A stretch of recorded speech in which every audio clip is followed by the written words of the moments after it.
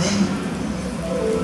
Atos dos Apóstolos, capítulo 13, versículo 1 ao 3 apenas. E diz assim: na igreja de Antioquia havia os seguintes profetas e mestres: Barnabé, Simeão, chamado o Níger ou o Negro, Lúcio de Cirene, Manaém, que havia sido criado junto com o governador Herodes, e Saulo. Certa vez, quando eles estavam adorando o Senhor e jejuando, o Espírito Santo disse: separem para mim Barnabé e Saulo, a fim de fazerem o trabalho para o qual eu os tenho chamado. 3. Então, eles jejuaram e oraram, e puseram as mãos sobre Barnabé e Saulo, e os enviaram na sua missão. Queridos, desde o primeiro dia nós estamos falando do relacionamento com Cristo, do chamado de Jesus, primeiro para a caminhada com Jesus. Antes de um chamado ministerial, Ele nos chama para Ele: vinde a mim. Depois do desenvolvimento deste chamado, o desenrolar de intimidade, de amor, de comunhão, de aprendizado, de renúncia, de entrega, de introspecção, de autoavaliação, de amor, como falamos pela manhã. Mas o Senhor não nos chama simplesmente para nós sermos salvos e ponto final. A salvação não finda em nós mesmos. Nós que fomos salvos por Cristo Jesus, agora somos imitadores de Cristo. E a imitação desse Jesus nos conduz a uma missão. E ela pode ser no Gama, no Vicente Pires, em outras localidades aqui do DF, como ela pode ser no Novo Horizonte, no interior de São Paulo. Ela pode ser no Sertão, ela pode ser no Amapá, ela pode ser no Chile, na África, na Argentina.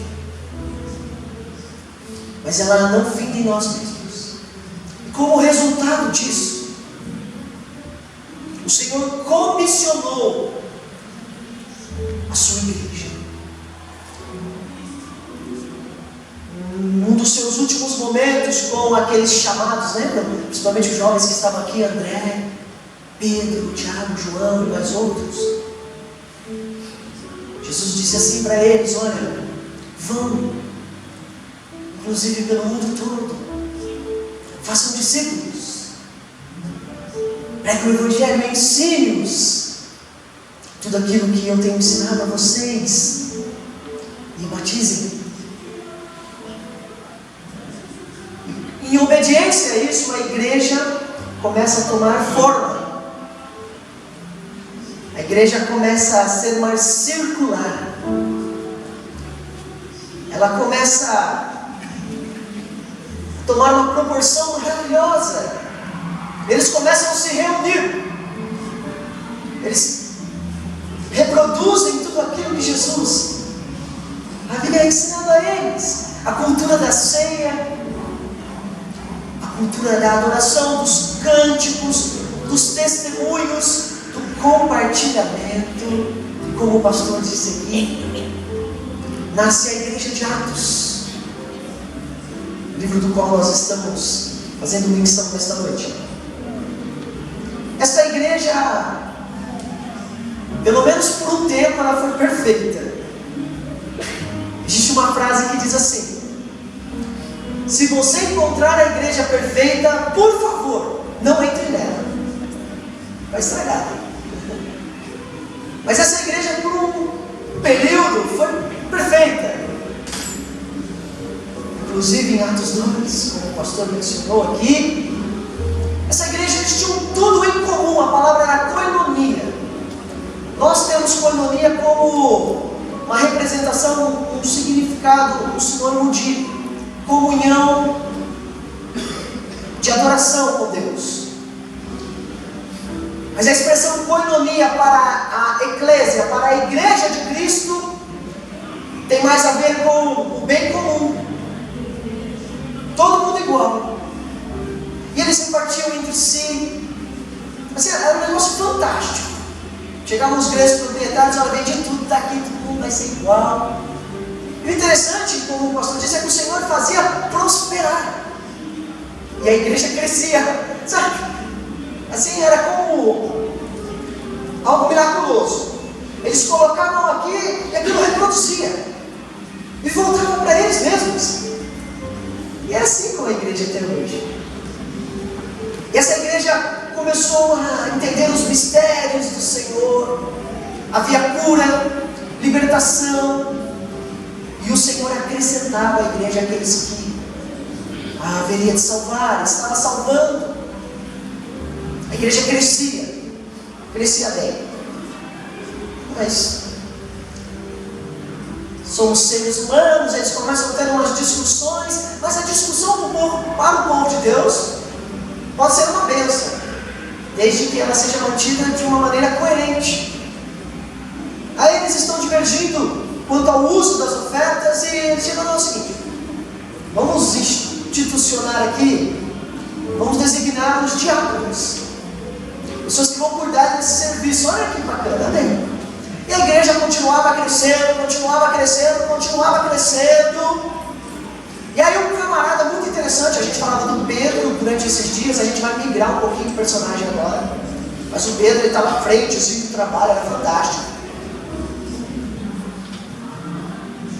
Aí veio um moço, jovem, chamado Estevão.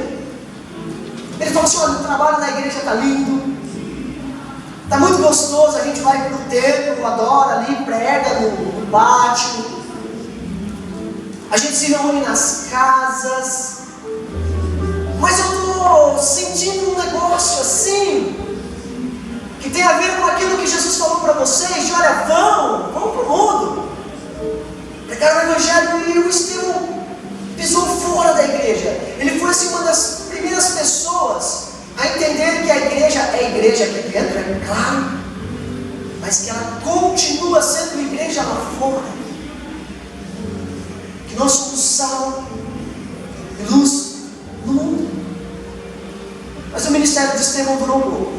Ele começou a pregar e começou a ser uma bênção. Havia conversões, mas aconteceram falsas acusações. E um certo dia o pessoal que estava perseguindo Estevão, eles se reúnem e acusam tanto a Estevão e decidem apedrejar Estevão até a morte. E eles pegam aquelas pedras e começam a atacar, sabe? E o Estevão começa a ser ferido pelas pedradas. Quantas pedradas, né? Nós às vezes estamos dispostos a fazer a obra de Deus e vamos. Mas o Estevão, abre parênteses, ele nos ensina algo tremendo aqui. Enquanto ele era apedrejado, ele começava a orar a oração de Jesus: Pai, perdoa-lhes, porque eles não sabem o que estão fazendo. Inclusive o Estevão não usava as pedras que lhe feriam para revidar, mas bem pelo contrário, para construir um momento de mais intimidade com Cristo. E de repente ele vê os céus abrirem e vê Jesus à direita do Pai, e o seu rosto começa a se transformar. A Bíblia diz que como o rosto de um anjo. Como é que tem ficado o nosso rosto diante das pedradas, né? Fecha o parênteses. Mas antes disso, um pouquinho, a igreja havia passado por uma fase fantástica, pois um dia eles estavam reunidos, era um tempo de festa, e de repente, unidos e orando, de repente, unidos pouquinhos mais orando, de repente, o Espírito Santo de Deus vem sobre eles. E aquele dia nós temos, alguns como o dia do Pentecostes, o Espírito batiza as pessoas, o Espírito Santo sela e cumpre a promessa. O seu Espírito é derramado sobre nós. Mais do que isso, as pessoas recebem idiomas, elas recebem línguas estrangeiras. E ali tinha gente de toda parte do mundo, e todo mundo escutava e entendia muito bem. O oposto de Babel. Babel tentou construir o seu caminho até Deus. Nós somos iguais a Babel quando dizemos: não necessitamos de Deus, construiremos o nosso caminho até o céu, ficaremos famosos. E o Senhor, numa atitude de graça, confunde a língua daquele povo, espalha aquele povo. Mas agora, também numa atitude de graça, o Senhor renova e conduz o seu evangelho em todos os idiomas daquela região. E ao espalhar da igreja, e aí vem esse fato do Estevão, e a igreja começa a crescer. Ela era perseguida, mas crescia. Hoje em dia, muitas vezes a igreja tem liberdade e não cresce.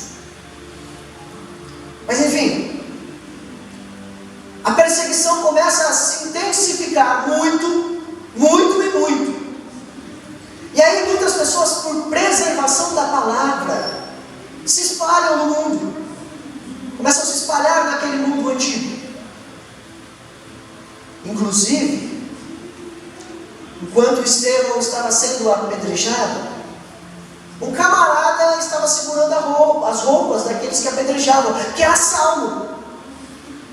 Saulo de Tarso, esse que nós lemos aqui. E a igreja se espalha, ao espalhar da igreja após, Atos 9 diz que após a morte de Estevão, que é o primeiro mártir da igreja, que pagou com a própria vida aquilo que pregava, há um espalhar da igreja, mas esse espalhar se torna até de certa forma positivo. E mais do que isso, também se intensifica a perseguição. O Saulo busca cartas e ele diz: olha, vamos prender mesmo os cristãos. Mas no caminho para Damasco, ele tem um encontro com Jesus. E aquele encontro com Jesus vai transformar a vida de Saulo, como transformou a de Pedro, a de André, a de João, a de Tiago, a minha e a sua. E o Senhor se manifesta a Saulo, e ele diz: quem é, Senhor? E o Senhor diz: olha, eu sou Jesus, a quem tu persegues. Inclusive, outra observação: quem persegue o povo de Deus, persegue o próprio Deus. Por isso nós devemos andar tranquilos diante das perseguições, porque nós temos um Pai cuidadoso. Amém. Glória a Deus. Amém.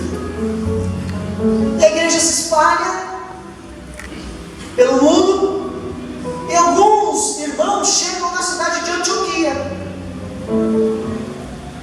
Aí a igreja que está em Jerusalém fica sabendo que tem um pessoal bacana lá em Antioquia.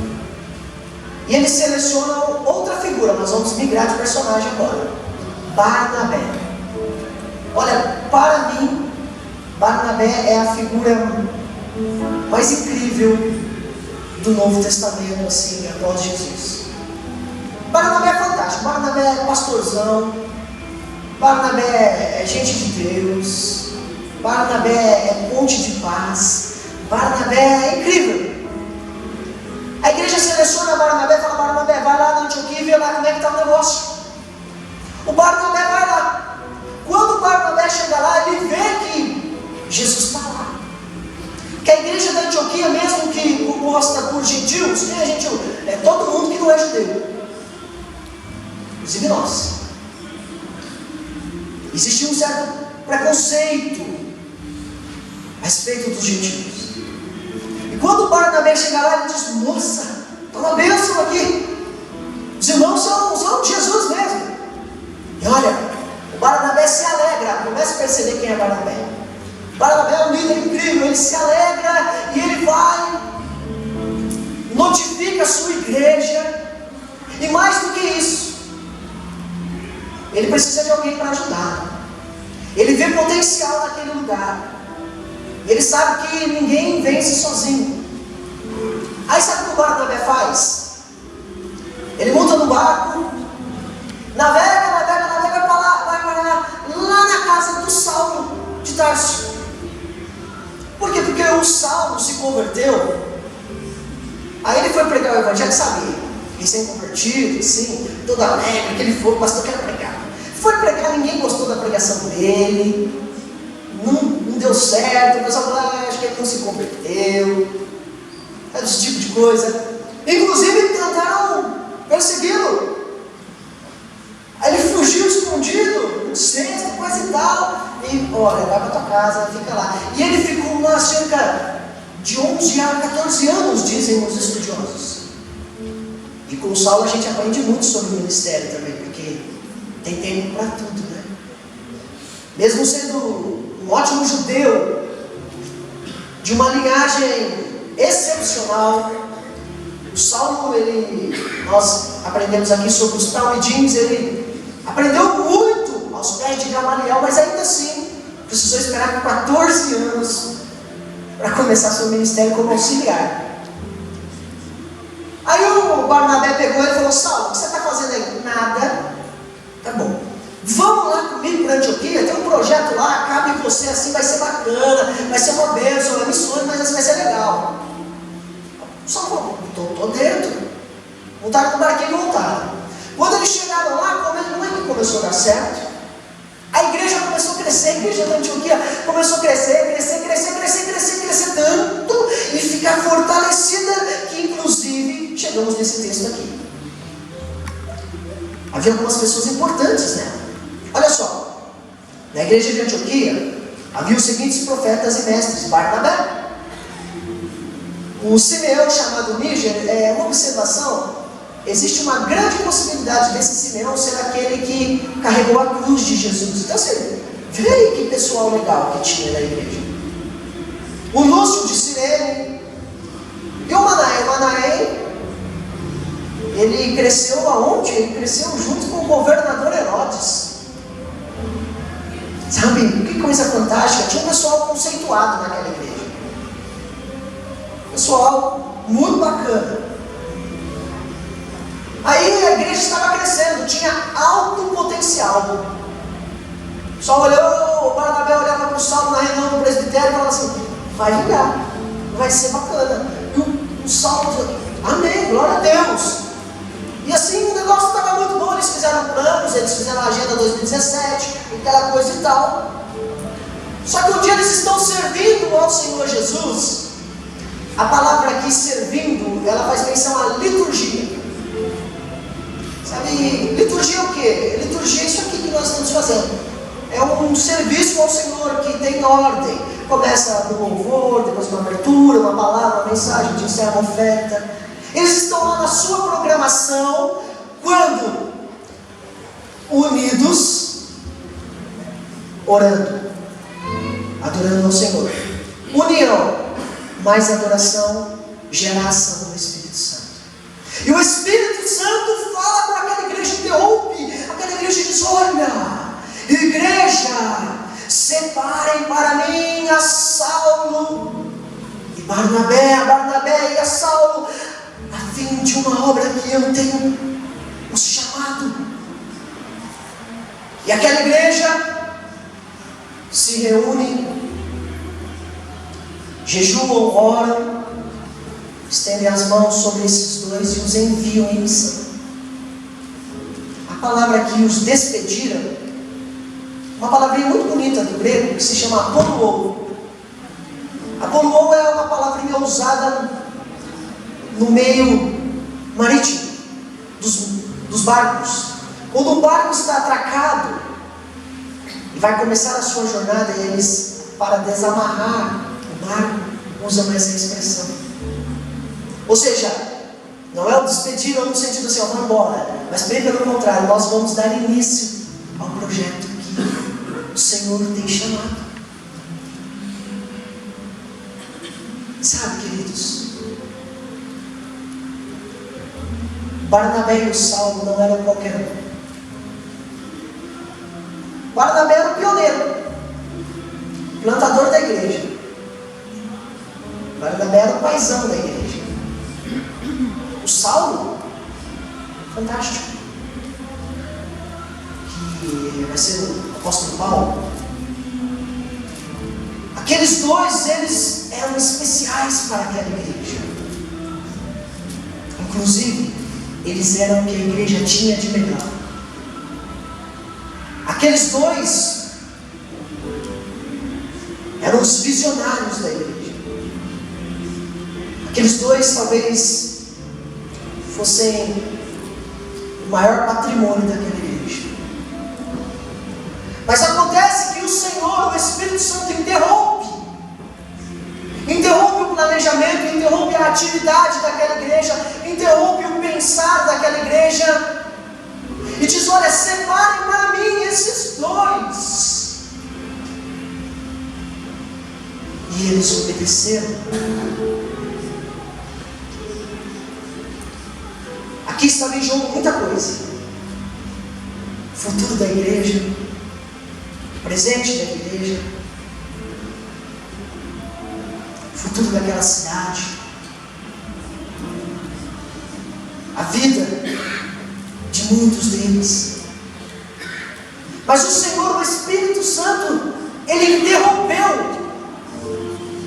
E sabe, às vezes o Espírito Santo interrompe as nossas atividades. Às vezes Ele interrompe a nossa programação. Às vezes Ele interrompe aquilo que nós planejamos. E mais do que isso, às vezes Ele nos dá outro norte. E naquele dia aquela igreja passava por isso.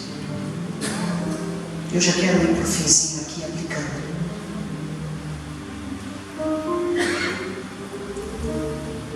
A presença do Espírito Santo na igreja é resultado de união e adoração.